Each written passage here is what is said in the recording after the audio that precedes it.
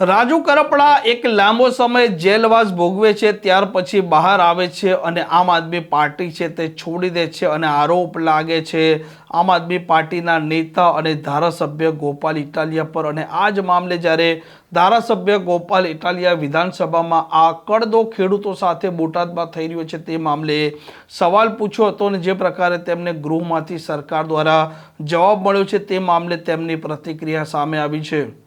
वैष्णवजन तो तेने कहिए जे पीड़ पराई जाना रे। નમસ્કાર, આપ જોઈ રહ્યા છો નવજીવન ન્યૂઝ અને હું છું આપણી સાથે તોફિક ગાંચી। બોટાદમાં ખેડૂતો સાથે કડદો થાય છે તેવા આરોપના સાથે આમ આદમી પાર્ટી અને તે સમયે તેમના નેતા રાજુ કરપડા પ્રવીણ રામ છે તે મહાપંચાયત બોલાવે છે। જો કે આ મહાપંચાયત પર પોલીસ પર હુમલો થાય છે, પોલીસના વાહનોને નુકસાન થાય છે અને અંતે રાજુ કરપડા છે તે જેલમાં પણ જાય છે, પ્રવીણ રામ પણ જાય છે, અન્ય નેતા પણ જાય છે અને જેલમાંથી બહાર આવે છે રાજુ કરપડા અને એકાએક શાંત થઈ જાય છે અને ત્યાર પછી આ પાર્ટી છોડી દે છે અને ત્યાર પછી ખૂબ ઓહાપો પણ મચે છે, કેમ કે તેમણે આ જ પાર્ટી અને તેમના ધારાસભ્ય સામે ગંભીર આરોપ લગાવ્યા હતા। જો કે વિધાનસભામાં બોટાદમાં ખેડૂતો સાથે જે પ્રકારે કડદો થઈ રહ્યો છે તે મામલે ધારાસભ્ય ગોપાલ ઇટાલિયાએ સવાલ પૂછ્યો હતો ગૃહમાં સરકારને અને જે પ્રકારે જવાબ મળ્યો છે તે મામલે તેમણે પ્રતિક્રિયા આપી છે।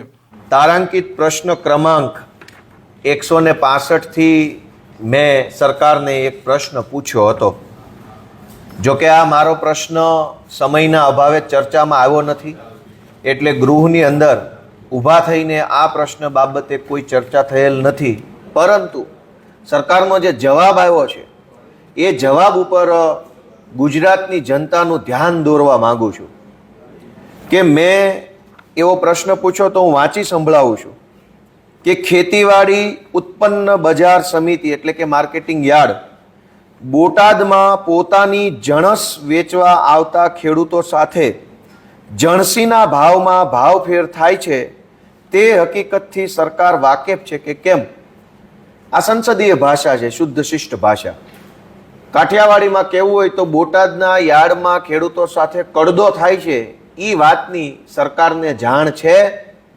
तो सरकारे मने लेखितमां आपेलुं छे के ना, अमने कांई खबर ज नथी।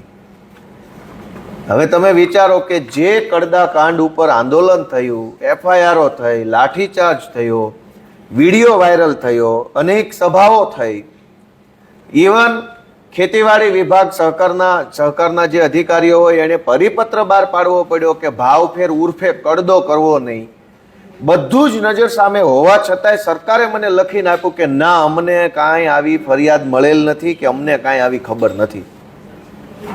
એનો અર્થ એવો થયો કે યા તો સરકારને કાંઈ ખબર જ નથી શું છે, બધું લોલમ લોલ હશે, અને યા તો એનો અર્થ એવો થયો ખબર બધી છે પણ કરવું કાંઈ નથી।